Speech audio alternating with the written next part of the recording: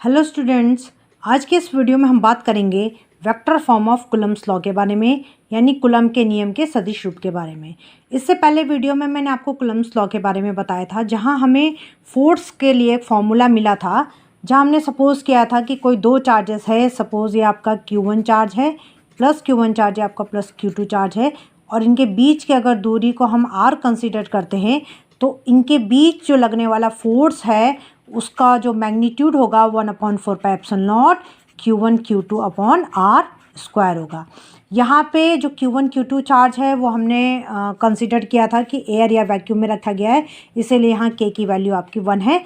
तो ये जो फोर्स है ये आपका कूलम्स लॉ ने दिया था, इसका मैग्नीट्यूड है, लेकिन ये सिर्फ आपका मैग्नीट्यूड बता रहा है, फोर्स सिर्फ आपका परिमाण बता रहा है। जबकि हमें पता है फोर्स एक वेक्टर क्वांटिटी है, सदिश राशि है, तो इसका न केवल मैग्नीट्यूड होगा बल्कि डायरेक्शन भी होगा।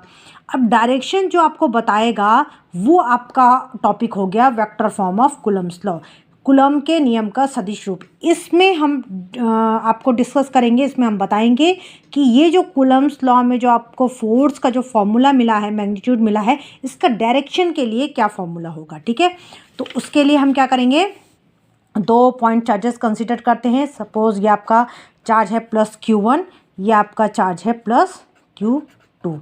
ठीक है, इन दोनों की बीच की दूरी को कंसिडर करते हैं हम R।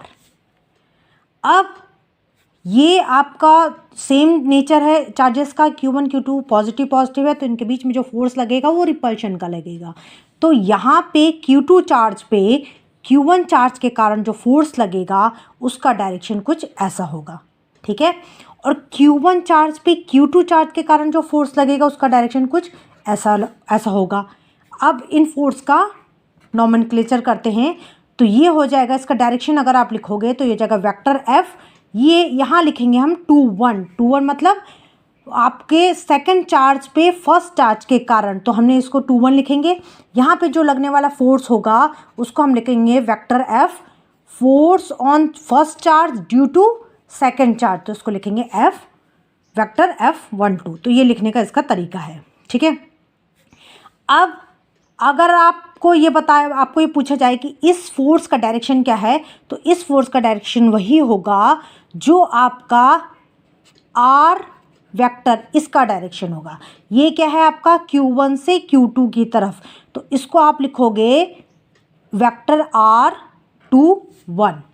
तो आप इसको पोजीशन वेक्टर भी कह सकते हो। ये आपका Q2 चार्ज का पोजीशन है विद रिस्पेक्ट टू Q1, और इसका डायरेक्शन आपका ये होगा। ठीक है, तो इसके लिए जो अगर आपको इसको यूनिट वेक्टर के फॉर्म में लिखना होगा तो इसका फॉर्मूला होगा वेक्टर R21 इक्वल्स टू इसका मैग्नीट्यूड जो कि होगा आपका R इनटू इसका यूनिट वेक्टर, ये हो गया। ठीक है, तो ये आपका यूनिट वेक्टर के साथ साथ एक तो ये आपका यूनिट वेक्टर हो गया जिसको एकांक सदिश बोलते हैं।